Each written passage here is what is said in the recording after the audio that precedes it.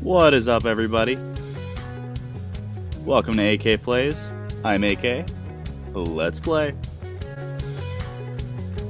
Alright, everybody. Today I'm going to be showing you the Fighter Final Measure build video. So I was tired of having Final Measure healers and Final Measure tanks. I wanted to make a Final Measure that was legitimately able to fight players and kind of contribute in the team's DPS. So as you see, I came up with about 6,500 firearms, 6,500 stamina, putting us at 522,000 toughness, which is pretty good for a almost a DPS build. It's not quite DPS, but it's enough that it's able to actually help out. Our primary weapon is a house with deadly, vicious, card counter, and then these are the attachments. And then our secondary weapon is a lightweight M4 with sustained, predatory, and determined, and these attachments. And then our pistol doesn't really matter, but I keep around my cool-headed determined one just in case I need an ult back quickly.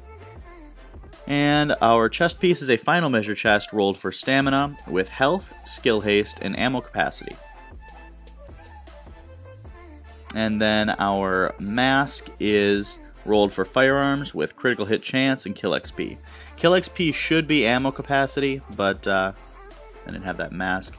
Knee pads are rolled for firearms with health. And then you have burn, shock, and disorient resistance. Disorient should be disrupt resistance, and then those would be perfect. On the holster, we have critical hit chance.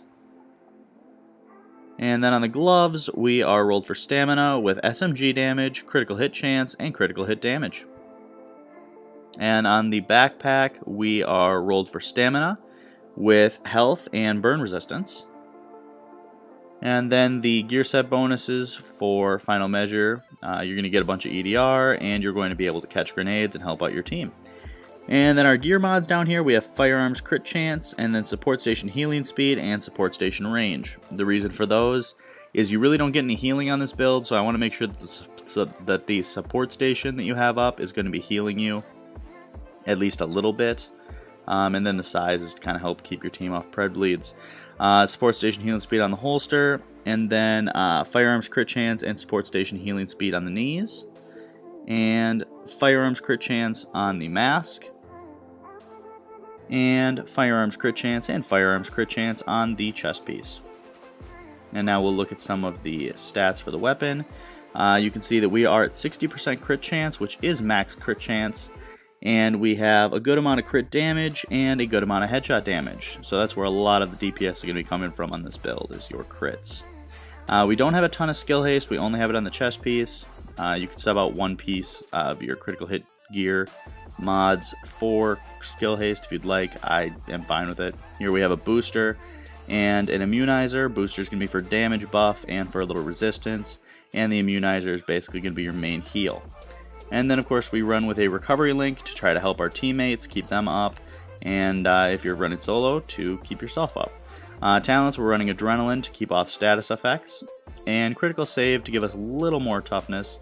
And then we have Combat Medic to help our teammates, and if you're running alone, you could probably switch off Combat Medic and run Strike Back, but primarily this build is meant to be ran with a team. And then we have Chain Reaction, because as a Final Measure you should be spamming some nades as long as they don't have a Final Measure. And that'll help your nades do even more. So there's the skills again. And then here's the build one more time. This build is not quite tanky, but it's strong enough that you're not going to get ripped down right away. And it doesn't have an insane amount of firearms, but at the same time you definitely can kill people. So this build is very well balanced for me. I enjoyed it a lot. And I think that it's a really good balance of survivability and damage output. And if you get a Final Measure buff, it destroys people.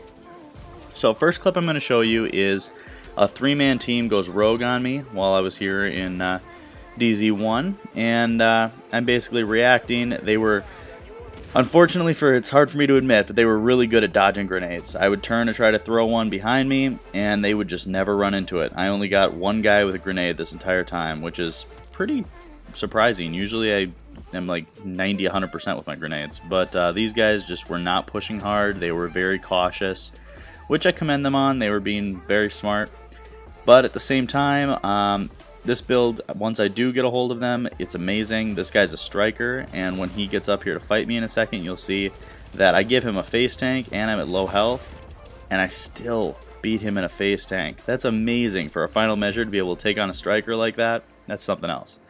But then I do get one of them comes up behind me and the other's in front of me, and so the situation becomes a lot harder, and then eventually my green does pop. But you know what? This build is definitely not meant to be ran solo. It's meant to be a team build, which it's supposed to be part support build and part DPS contributor. And so it's not really solo. It's not solo worthy, but at the same time, it definitely does some work, even solo. When I was trying to test out different variations of this build, I ran into a couple of dudes in the DZ, and I ended up going solo manhunt, which was definitely not my intention. I would show you that clip, but it's not that cool. It's just me against two people. And so this one is a different clip. This is Skirmish, which this Skirmish game, I went in here, this was like a very hilarious moment. I was like trying to go to sleep, and I was like tossing and turning, and I was thinking to myself, you know what, I really want to go test out that final measure one more time. And because I was just surprised at how good it did. And so I took it to Skirmish. This was like at 3 or 4 in the morning, and so I was really tired. I had just like woken up from being half asleep. And either way, I did really well. I really enjoyed this. I only make one really dumb mistake, which I'm sure I'll meme myself, because I had a med kit when I was face tanking somebody, and one of the times that I die. And if I would have hit that, I probably would have survived and killed the guy, and I would have done even better this game. But this is a good game. I end up going 11-3 with 3 assists, which for a final measure DPS support build, it is really, really good. But either way, I'll let you enjoy this. You don't need to keep hearing me talk. So I hope you enjoy the video, and if you have any questions, throw them in the comments.